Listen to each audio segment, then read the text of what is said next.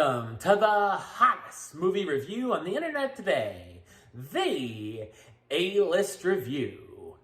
I'm your host, the Game Changer, Wes Troop.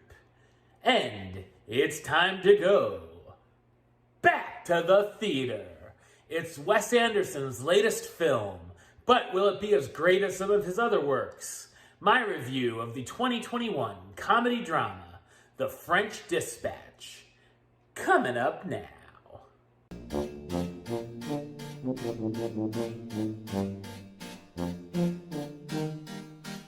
When the editor of the newspaper, The French Dispatch, suddenly passes away, the publication will cease to exist after one final tribute issue. In this last volume, 3 stories from the past will be republished, along with the editor's obituary.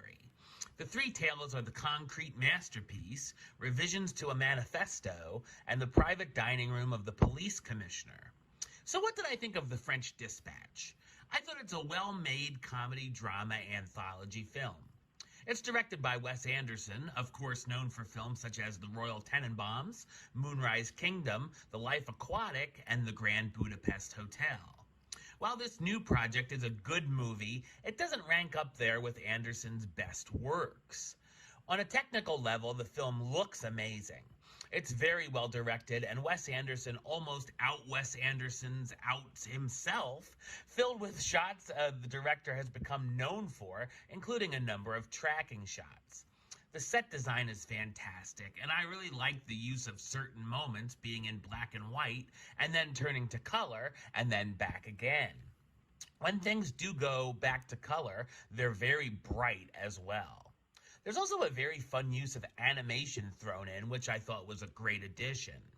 The comedy is a highlight, as well as the quirky jokes and very funny, witty moments made me laugh out loud a number of times.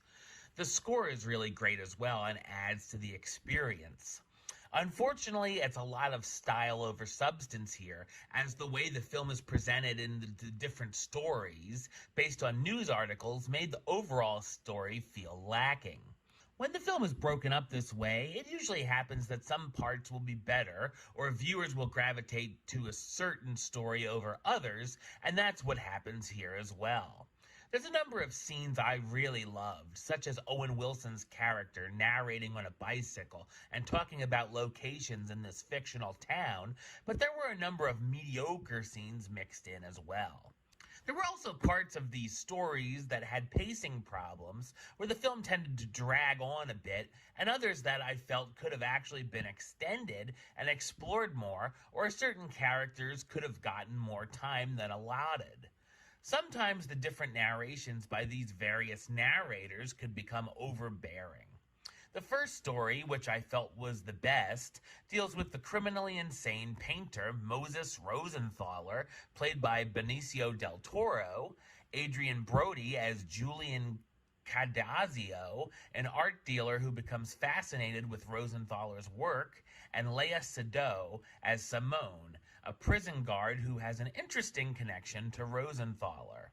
The second story gives us Frances McDormand as Lucinda Kremens, the journalist profiling student revolutionaries, and Timothy Chalamet as one of those students who gets a little too involved with Lucinda. The final article brings the story of a private dinner with a police commissioner that's interrupted by his son being kidnapped, starring Jeffrey Wright as Roebuck Wright, the food journalist, and a number of extended cameos from Edward Norton, Saoirse Ronan, and Willem Dafoe. As you can see, the cast, full of a lot of the Anderson usuals, is humongous, and also includes Bill Murray as Arthur Howitzer, the editor of The French Dispatch, Owen Wilson as Herb St. Sazerac, a travel writer and staff member, as well as Elizabeth Moss and Jason Schwartzman as other members of the staff. The French Dispatch hits more than it misses, and Wes Anderson's style is a lot of fun, but the film's structure bogs it down a bit. I feel the more you are of a die-hard Anderson fan, the more you'll enjoy it.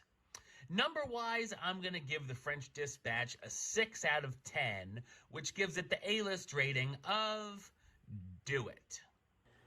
All right, well, that's the show. I'll be back with another review very soon.